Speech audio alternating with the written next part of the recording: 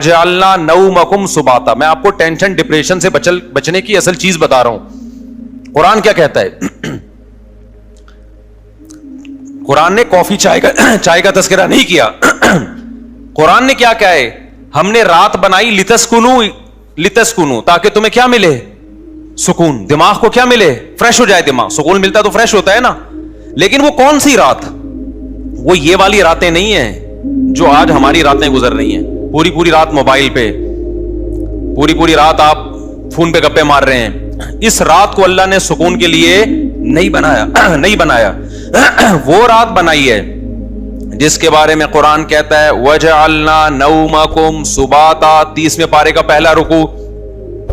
سب عربی میں کسے کہتے ہیں؟ کاٹنے کو. اللہ کہتے ہیں ہم نے تمہاری نیند کو کاٹنے کا ذریعہ بنایا. کینچی ہے یہ نیند. کیا مطلب کاٹنے کا؟ آپ کا جو اس دنیا سے کنیکشن ہے نا, جو تاریں گئی ہیں جہاں سے اس دنیا کے سگنل آپ کے دماغ میں آ رہے ہیں, نیند ان سگنل کو کیا کر دیتی ہے؟ اس تاروں کو کیا کر دیتی ہے؟ کاٹ دیتی ہے. دیکھو ایک آسان مثال سے بات سمجھاتا ہوں. انسان کے جسم کے ہر پارٹ کو آرام چاہیے کہ نہیں چاہیے؟ بولو. آرام کسے کہتے ہیں؟ آپ کی باڈی کا جو پارٹ کسی کام میں مشغول ہو تو کچھ وقت کے لیے اس سے وہ کام چھڑا دیا جائے, اس کو ریسٹ کہتے ہیں. اٹ از کالڈ, بولو نا, ریسٹ. مثال کے طور پر میں بول رہا ہوں, اب میرے گلے کا کام ہے بولنا. بولتے اگر میں کبھی خاموش ہی نہ ہوں تو مجھے گلے کو آرام دینے کے لیے کچھ وقت کے لیے کیا کرنا پڑے گا؟ خاموش رہنا پڑے گا. ایسا ہی ہے نا. تو گلے سے کام تھا بولنا, اس کا ریسٹ کیا ہے؟ اس سے بولنا آپ چھڑوا دیں تو کچھ وقت کے لیے سکون میں آ جائے گا, وہ دوبارہ بولنے کے قابل ہو جائے گا. کان کا کام کیا ہے؟ سننا. ہر وقت سنتے آدمی کہتا ہے بند کر یار, اس کو تھک جاتا ہے نا کان, کہ یار تھوڑی دیر سکون کا ماحول چاہیے, کچھ نہیں سننا ہم نے. ٹانگوں کا کام کیا ہے؟ ابے بولو نا. چلنا. چلتے ایک وقت آتا ہے آپ کہتے ہیں یار بیٹھ جاؤ یار, کچھ دیر ریسٹ کر لو, لیٹ جاؤ, کچھ آرام دے دو. تو ٹانگوں سے چلنا چھڑوا دینا یہ ٹانگوں کا ریسٹ ہے. ایسے ہے یا نہیں ہے؟ جم میں آپ جاتے ہو, وزن اٹھا رہے ہو, 3 سیٹ لگا لیے, 4 سیٹ لگا لیے, اب نہیں اٹھا جا رہا تو آپ کا ٹرینر آپ کو کیا کہے گا؟ بھائی اب بازو کو تھوڑی دیر کیا دے دے؟ ریسٹ دے دے. جو کام میں مشغول تھا اس سے وہ کام چھڑوا دے.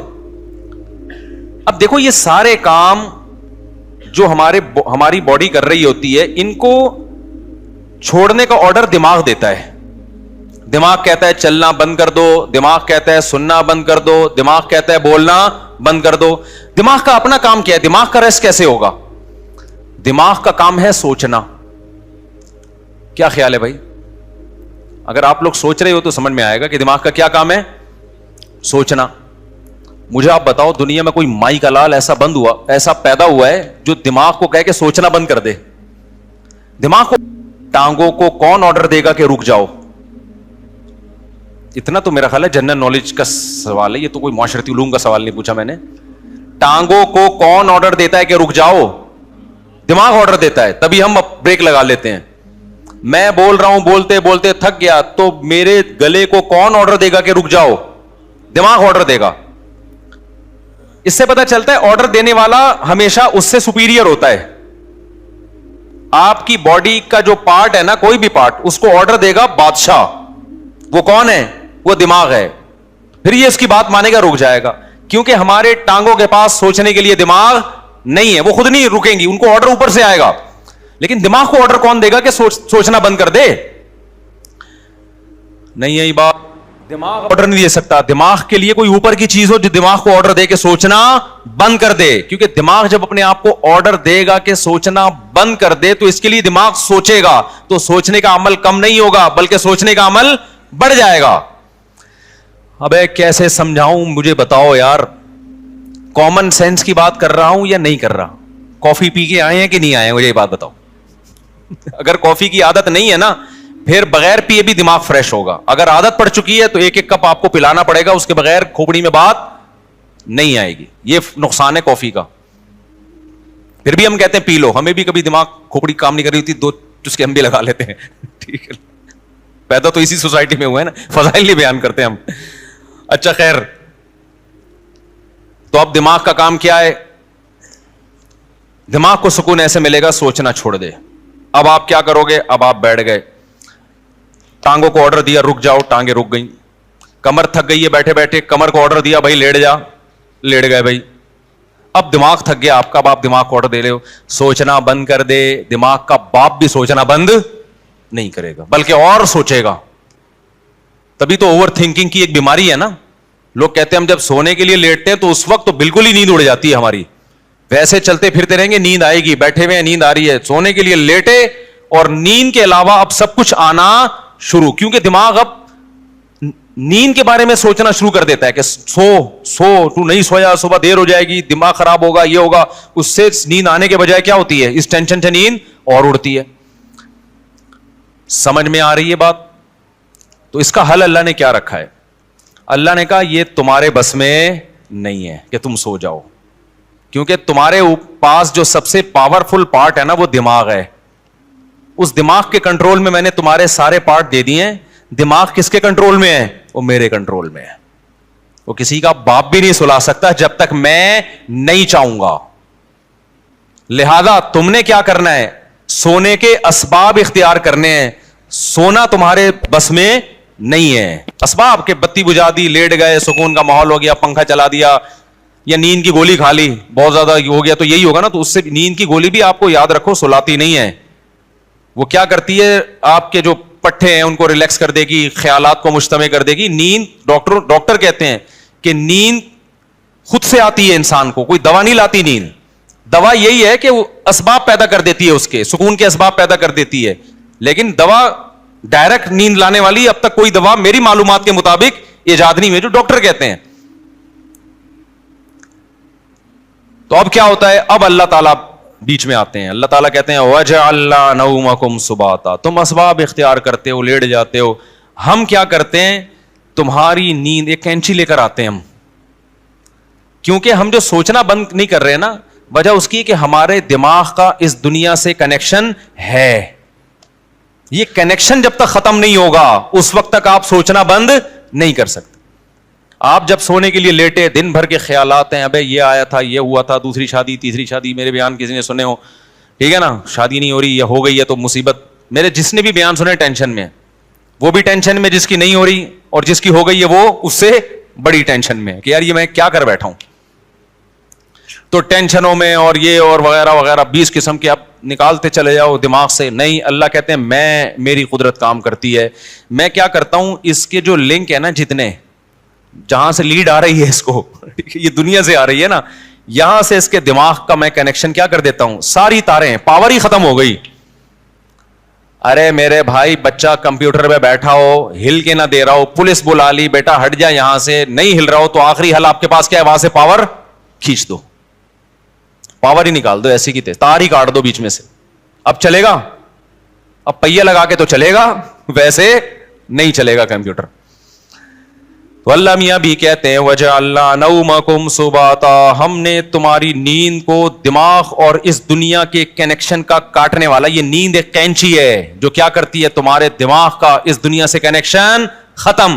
اصل بات جو میں بتانا چاہ رہا تھا, اللہ قرآن میں کیا کہتا ہے کہ تمہیں سکون دماغ کو اس وقت ملے گا جب کافی پیو گے, نہ چائے پینے سے, نہ چرس پینے سے, ہیروئن پینے سے, نہ دماغ کے سکون کے لیے اللہ نے نیند بنائی ہے, اور وہ والی نیند جو تمہارا اس دنیا سے کنیکشن ختم کر دے. کیونکہ ہم نے بہت سے لوگوں کو دیکھا ہے سو رہے ہوتے لیکن سب پتا ہوتا ہے کہ کیا ہو رہا ہے. اس کا مطلب ان کی نیند نہیں ہوتی ہے.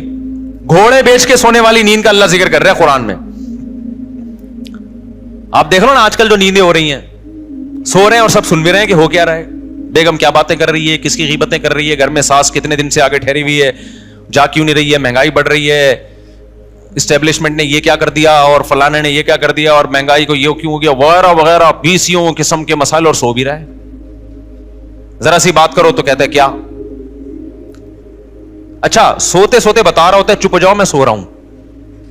ابے تجھے پتا کیسے چلا اگر تو سو رہا ہے بھائی, کہتا ہے چپ ہو جاؤ میں کیا کر رہا ہوں, سو رہا ہوں. میں ایک دفعہ سو رہا تھا, گھر والوں نے مجھے اٹھایا کہ دروازے پہ کوئی ہے, تو میں نے کہا مجھے اٹھایا کیوں, کیا نیند خراب نہ ہو جائے نا. میں نے کہا نیند تو ہو گئی خراب, نیند تو ہو گئی خراب. تو گھوڑے بیچ کے سونا, غرق ہو کے سونا, بے ہوش ہو کے سونا, یہ والا سونا کون سا سونا ہے؟ جس کو اللہ نعمت قرار دے رہا ہے اور جو دماغی سکون کا ذریعہ ہے. آج کل یہ والا سونا مارکیٹ سے شارٹ. کیوں شارٹ ہے؟ اس میں ہمارے اپنے گناہ بھی ہیں. اب یہ میرا ٹاپک نہیں ہے, لیکن غصے پر کچھ 2 ہفتے سے بیان چل رہا تھا نا, تو اس کو بھی لگا دیتا ہوں اسی کے ساتھ. میں نے بتایا تھا نا آج کل جو ہر آدمی توے پہ بیٹھا ہوتا ہے نا غصے میں, اس کی ایک بہت بڑی وجہ کیا ہے؟ نیند پوری نہ ہونا. لوگ کہتے ہیں ہم تو 7-7 گھنٹے سو رہے ہیں. بھائی آپ سو تھوڑی رہے ہیں, 7-7 گھنٹے آپ سونے کی کوشش میں لگے ہوئے ہیں. اس میں کبھی دیکھو 3 کیفیتیں ہوتی ہیں. ایک انسان اس دنیا میں ہوتا ہے اور ایک بالکل قبر میں ہوتا ہے موت کے بعد. ایک بیچ کی کیفیت بھی ہوتی ہے, کچھ برزخ کی چیزیں دیکھ رہا ہوتا ہے اور کچھ اس دنیا کی چیزیں. قرآن سے پتہ چلتا ہے یہ ایک بیچ کی کیفیت ہوتی ہے جس میں کچھ یہاں کچھ وہاں. بالکل نیند میں بھی ایسا ہی ہے. اللہ نے نیند کو موت سے تشبیہ دی ہے. نیند میں بھی ایسا ہی ہے, یا تو آپ پورے جاگے ہوئے ہیں جیسے بھی بیٹھے ہوئے ہیں, یا آپ پورے سو رہے ہوتے ہیں. آپ کا اس دنیا سے کوئی رابطہ نہیں ہوتا, کچھ پتہ ہی نہیں ہوتا کون رو رہا ہے کون ہنس رہا ہے, سردی ہے گرمی ہے, خزاں ہے, طوفان آ رہا ہے نہیں آ رہا. اور ایک بیچ کی کیفیت ہوتی ہے جس میں آدھے آدھے خواب بھی دیکھ رہے ہیں اور آدھے آدھے جاگ بھی رہے ہیں. اس والی نیند سے میرے بھائی سکون نہیں ملتا. تو یہ جو گہری نیند ہے نا, اس کے لیے کچھ کام کرنے پڑتے ہیں جو آج کل مارکیٹ سے شارٹ چل رہے ہیں. اور شریعت پہ عمل کر نہیں سکتے جب تک گہری نیند لیتے نہیں ہو, کیونکہ اسلام میں اخلاق کی بہت زیادہ ویلیو ہے. نبی صلی اللہ علیہ وسلم نے فرمایا انسان اچھے اخلاق کے ذریعے تہجد پڑھنے والے اور کثرت سے روزے رکھنے والوں کے مقام تک پہنچ سکتا ہے. یعنی اس کی زندگی میں تہجد بھی نہیں ہے اور روزے بھی نہیں ہیں, لیکن اخلاق کا اتنا اچھا ہے تو اللہ اس کو کس کے ساتھ حشر کریں گے؟ تہجد گزاروں کے ساتھ. اور حدیث میں آتا ہے کہ ایک تہجد گزار اور کثرت سے روزے رکھنے والا برے اخلاق کے ذریعے جہنم کا ایندھن بن سکتا ہے. حدیث کا مفہوم ہے. کیوں؟ بد اخلاقی کی وجہ سے کبھی بیوی سے لڑے گا, کبھی پڑوسیوں سے لڑے گا, کبھی کمیٹی سے لڑے گا, کبھی امام سے لڑے گا, کبھی مؤذن سے لڑے گا, کبھی اسے پٹا, کبھی گاڑی تھوڑی سی آگے اس کو اٹھا کے ٹھوک دیا. ٹھیک ہے نا؟ تو ساری نیکیاں اس کی کیا ہو رہی ہیں؟ ضائع. کیونکہ ہمیں حدیث سے پتا چلتا ہے کہ جو شخص لوگوں پہ ظلم کرتا ہے قیامت کے دن اللہ بدلہ ایسے لیں گے کہ اس کی نیکیاں اٹھا کے اس کے پلڑے میں ڈالنا شروع کریں گے. حتیٰ کہ ایک گالی بھی ناحق دی نا کسی کو, تو اس کے بدلے میں بھی اس کی نیکی کہاں جا رہی ہے؟ وہاں جا رہی ہے. اور جب اس کی نیکیاں ختم ہو جائیں گی تو اللہ پھر کیا کریں گے؟ جس نے ظلم کیا ہوگا, بد اخلاقی کی ہوگی, اس کے گناہ اس کو دینا شروع کر دیں گے. میں سمجھا پا رہا ہوں اپنی بات؟ تو اس سے پتا چلتا ہے بد اخلاقی, بدتمیزی, ہر وقت جلے کٹے رہنا, نیگیٹو سوچ رکھنا, یہ چیزیں اچھے اعمال کے باوجود انسان کو جہنم کا ایندھن بنا دیتی ہیں. اور خوش اخلاقی کے لیے جو میڈیکلی جو ہمارے لیے سب سے زیادہ امپورٹنٹ چیز ہے وہ کیا ہے؟ وہ گہری نیند. تو یہ ہمارے مذہب کا حصہ ہوئی کہ نہیں ہوئی ہے؟ اتنی زیادہ حدیث میں اہمیت ہے نیند کی کہ ایک صحابی آئے, انہوں نے عرض کیا کہ یا رسول اللہ میں ساری رات تہجد پڑھوں گا, کیونکہ اللہ نے آپ کی تو ساری خطائیں معاف کر دی ہیں, آپ تو رات کو آرام بھی کرتے ہیں, میں ساری رات تہجد پڑھوں گا, سوؤں گا نہیں. آپ نے فرمایا مر رغب عن سنتی فلیس منی, جو میرے طریقے سے اعراض کرے گا وہ مجھ میں سے نہیں ہے, کیونکہ اصلی و ارقد, میں تو نماز بھی پڑھتا ہوں اور آرام بھی کرتا ہوں. نبی کو معلوم تھا یہ ساری رات تہجد پڑھیں گے, نیند پوری نہیں ہوگی, تو پھر آگے نتیجہ کیا نکلے گا؟ آگے نتیجہ یہ نکلے گا کہ وہ تہجد بد اخلاقی کے ذریعے ضائع کریں گے. یہ سمجھتے ہو بات کو؟ تو میں جو نیند اتنا کر رہا ہوں نا, کوئی میڈیکل سائنس کا شعبہ ہی, لیکن میں اس کو اس لیے بیان کر رہا ہوں کہ اس کا مذہب سے بھائی بہت گہرا تعلق ہے. اصلی و ارقد حدیث میں آتا ہے میں تو نماز بھی پڑھتا ہوں اور آرام بھی کرتا ہوں. تم کون ہو بھائی جو نماز ہی پڑھتے رہتے ہو, آرام نہیں کرو گے رات کو؟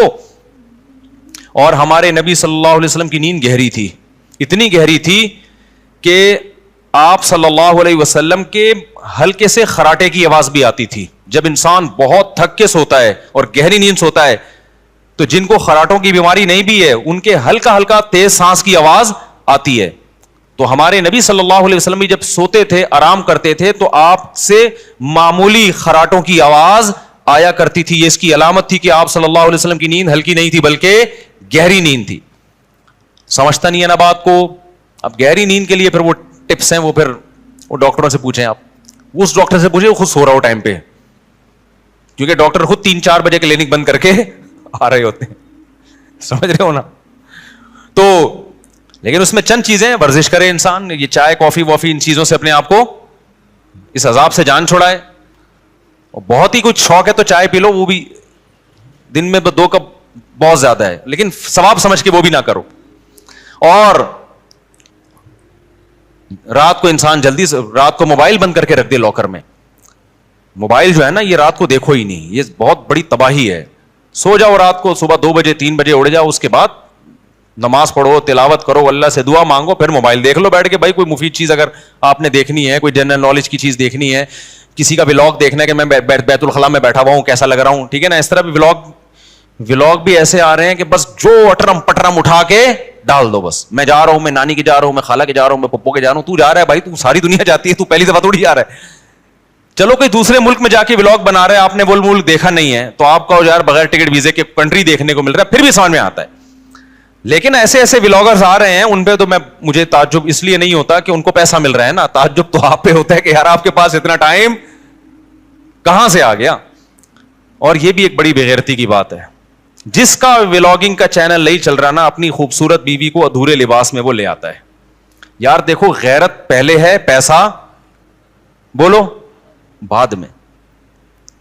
میں نہیں کہہ رہا کہ جو بھی عورت کو لے کر آ رہا ہے وہ گندی سوچ کا ہے, بری سوچ کا ہے, میں کسی پہ الزام نہیں لگا رہا. لیکن آپ کی بیوی اٹریکٹیو ہے, خوبصورت ہے, جوان ہے, اور ادھورے کپڑے میں آپ اس کو لا رہے ہیں, تو اس میں تو میرا خیال ہے کوئی دو رائے نہیں ہو سکتی کہ آپ کی نیت کیا ہے. یہ ایسے لوگ ہیں, اگر یہ بیگم کو نکال دیں تو ان کے چینل دھڑام سے نیچے. اور یہ ٹھرکی عوام انٹرنیٹ پر اتنا فحش مواد پڑا ہوا ہے, اس کو دیکھنے کے بجائے کہیں بھی ان کو کوئی چاہیے کہ اپنی بیگم کے ساتھ آ رہا ہو. بھائی وہ جو مواد ٹھرکیوں کے لیے رکھا ہے وہ بھی غلط ہے, لیکن جب اتنا ہے تو پھر چل کیسے رہے یہ ٹھرکی چیزیں. اس سے پتہ چلتا ہے کہ قوم کی ٹھرک اتنے عروج پہ پہنچی ہوئی ہے کہ سب کچھ دیکھنے کے بعد بھی جب ان کو پتہ چلتا ہے فلاں کی بیوی آئی ہوئی ہے, دیکھو اس کو لازمی. یہ ٹھرک کی سپرلیٹو ڈگری ہے. بھائی مسئلہ یہ ہے نا کہ نہیں چل رہا تو اپنی بیگم, خوبصورت سی بیگم ادھورے کپڑوں میں لے آئی. تو سوال پیدا ہوتا ہے بھائی جس نے ادھورے کپڑوں میں عورت دیکھنی ہے وہ فلمیں دیکھ لے گا جا کے, وہ ناچ گانے والی عورتیں دیکھ لے گا, تو وہ آپ کی بیگم کو کیوں دیکھے گا؟ لیکن نہیں, وہ بھی دیکھے گا. تو یہ ٹھرک, آپ یو کے سے آئے, آپ کو یہاں کا اندازہ ابھی نہیں ہے. یہ لندن چھوڑ کے پاکستان آ گئے, کہنے بہت اچھا ملک ہے, یقیناً بہت اچھا ملک ہے بھائی. ان لوگوں سے ہم پھر بھی بہت اچھے ہیں. ان میں یہ چھچور پنا اس لیے نہیں ہے کہ وہ اس سے بڑی چیزوں کے عادی ہو چکے ہیں. ہمارے یہاں کے نائٹ کلب ولب نہیں ہے, تو یہ بیچارے کسی کی بیوی ادھورے کپڑوں میں دیکھ کے تھوڑا سا کیا ہو جاتے ہیں, خوش ہو جاتے ہیں. ان سے آپ کمپیئر نہیں کر سکتے, کیونکہ یہ نا بہت سے لوگ کہتے ہیں پاکستان میں فحش فلمیں سب سے زیادہ دیکھی جاتی ہیں. غلط ہے, نہیں دیکھنا چاہیے, لیکن اس کا یہ مطلب نہیں کہ وہ ہم سے اچھے ہیں. بناتے کون ہیں یہ فلمیں؟ وہ لوگ بناتے ہیں, تو بنانے والا زیادہ برا ہے. سمجھ رہے ہو؟ جس میں جو بالکل ہی حیا لیس ہو جائے گا وہ بنائے گا. پاکستانی کم از کم اس سے تو کم ٹھرکی ہے نا, بنا تو نہیں رہا اتنی. پھر بھی دیکھنا چھوڑ دو, ایسا نہ ہو کہ آپ بولیں کہ چلو دیکھنے کی وہ پرمیشن, دیکھنا بھی غلط ہے, لیکن اس سے آپ جو دوسری قوموں سے کمپیئر کرتے ہیں نا پاکستانی کو کہ یہ بڑے ٹھرکی ہیں, ایسا بالکل بھی نہیں ہے. ان لوگوں سے وہ ٹھرک کی بہت اوپر لیول پہ پہنچے ہوئے ہیں. وہ یہ بدنظری جیسی چھچور پنے کو ٹائم ویسٹنگ سمجھتے ہیں, ٹھیک ہے نا. یہ پاکستان کے غریبوں کے کام ہے یہ کام. خیر, تو جلدی سے میں بات کو سمیٹوں, کہاں سے کہاں چلی گئی. تو میں یہ کہہ رہا تھا یہ تھوڑا سا کنٹرول کر لیں سونے وونے کو, تاکہ اوپر کی سیٹنگ کیا ہو جائے, سیٹ ہو جائے, اور یہ طلاقیں بھی کم ہو ہماری سوسائٹی میں, اور یہ مار دھاڑ کے واقعات بھی کم ہو. اور یہ جو یونیورسٹیوں میں ڈرگس چل رہا ہے, چرس, آئس, یہ سب چیزیں سکون کے لیے لے رہے ہیں لوگ, لیکن اس سے سکون آنے کے بجائے تباہ اور برباد ہو رہا ہے. دیکھو مذہب خدا کی قسم بہت بڑی نعمت ہے. مذہب آپ کے پاس آپشن چھوڑ دیتا ہے سوچنے کا. شرابی شراب کیوں پیتا ہے, وہ کہتے ہیں اس میں کیا خرابی ہے, وہ بحث کرے گا. کچھ لوگ بتائیں گے کہ یہ فائدہ مند چیز ہے, کچھ کہیں گے نقصان دہ چیز ہے. تو وہ اپنی دماغ استعمال کر کے پلس مائنس کر کے ایک فیصلہ کر کے کچھ چھوڑ دیں گے, کچھ پینا شروع کر دیں گے. جو پینا شروع کرتے ہیں سوسائٹی کو کتنا نقصان ہوتا ہے. مذہبی آدمی کے پاس یہ آپشن ہے ہی نہیں. اس کے پاس دو اور دو چار کی طرح ہے کہ انما الخمر والمیسر والانصاب والازلام, اے ایمان والو شراب اور جوا کیا ہے؟ حرام ہے. بس جب حرام ہو گئی تو اب ہمارے پاس آپشن ہی نہیں ہے نا سوچنے کا کہ یہ صحیح ہے کہ غلط ہے. بس غلط ہے. جب اللہ نے کیا دیا غلط ہے تو کیا ہے؟ غلط ہے یہ. اب دیکھو جو لبرل طبقہ ہے ان میں پردہ ختم ہوتا جا رہا ہے. اپنی بیویوں کو دوسرے کی بیویوں سے, دوسرے دوستوں سے ملانا, دوست کی بیوی آپ کی بیوی سے, آپ کی بیوی اس کے دوست سے, کزنیں آپس میں مل رہی ہیں, اکٹھے ڈانس بھی کر رہے ہیں. وجہ کیا ہے کہ وہ یہ بحث کرتے ہیں کہ اس میں غلط کیا ہے. بھائی اگر کزن نے کزن کے سامنے ڈانس کر لیا, بہنوں کی طرح ہی ہے نا, ہم لوگ کوئی ہماری نظریں خراب تھوڑی ہیں. اس سے آہستہ آہستہ سوسائٹی کس کی طرف جا رہی ہے؟ تباہی کی طرف. زنا کے واقعات, گھروں سے بھاگنے کے واقعات, ماں باپ کے ساتھ بدتمیزی. جس لڑکی میں حیا نکل گئی, ابا اماں کے ساتھ تمیز سے بات اب وہ کبھی بھی نہیں کر سکتی. لیکن مذہبی لوگوں کے پاس اللہ کی کتنی بڑی رحمت کہ ان کے پاس یہ سوچنے کا آپشن بولو نہیں. کیوں آپشن؟ بھائی بیوی کو آپ نے دوست سے پردہ کرانا ہے, ختم. یہ کس کا حکم ہے؟ ہم تھوڑی کہہ رہے ہیں دوست کی نظریں خراب ہیں.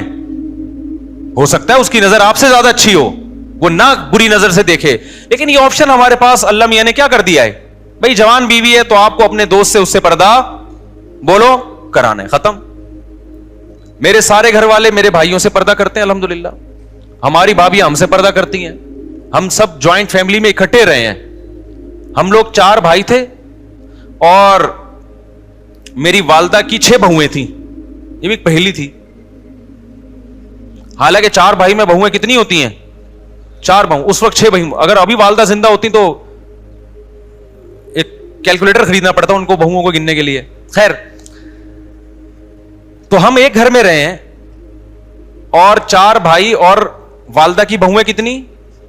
6 بہویں. تو سب والدہ کی سب بہویں دیوروں سے جیٹھوں سے پردہ کرتی تھیں. یہ جو لوگ کہتے ہیں نا جوائنٹ فیملی میں پردہ ممکن نہیں ہے, یہ میں نہیں مانتا. ہم نے تو کر کے دیکھا ہے بھائی اپنے گھروں میں الحمدللہ. لیکن ہم نے دیکھا ہے کہ بہت سی لڑکیاں جب دیور سے یا جیٹ سے پردہ کرتی ہیں تو بڑا مسئلہ گھر میں یہ کھڑا ہوتا ہے کہ دیور یا جیٹ کہتا ہے کہ کیا میں تمہیں برا آدمی نظر آتا ہوں جو مجھ سے پردہ کر کے بیٹھ گئی ہو؟ میں سمجھا پا رہا ہوں اپنی بات؟ ہماری نظریں کیا خراب ہیں؟ ہمیں باہر دیکھنے کے لیے بہت ساری عورتیں جو آپ پردہ کر کے بیٹھ گئی, ہمیں پتہ نہیں کیا سمجھ رہی ہو. یہ جب بحث گھر میں شروع ہوگی تو آپ پردے کا ماحول نہیں بنا سکتے. اسلام نے ہمارے لیے یہ بحث کا دروازہ کیا کر دیا؟ بولو بند. اسلام نے کہا بھائی عورت کا زینت اس کا بھائی, اس کا باپ, اس کا شوہر, اس کا بھتیجا, اس کا بھانجا, اس کا چچا, یہ دیکھ اس کے سامنے آ سکتی ہے, پوتے نواسوں کے سامنے بھی. اس کے علاوہ سارے اس کے لیے کیا ہیں؟ نامحرم. اب اس کا تعلق اس سے نہیں ہے کہ دیور جیٹ کی نظر اچھی ہے یا گندی ہے. بھائی اللہ کا حکم ہے بھابی نے دیور سے پردہ کرنا ہے. تو مذہب والا آدمی جو مذہب کو فالو کرتا ہے نا, بہت سارے کنفیوژن اللہ نے اس کے لیے کیا کر دیے ہیں؟ آسان. ان سے نکلنا آسان کرتے. وہ کہتے ہیں بھائی شریعت کا حکم ہے, ختم.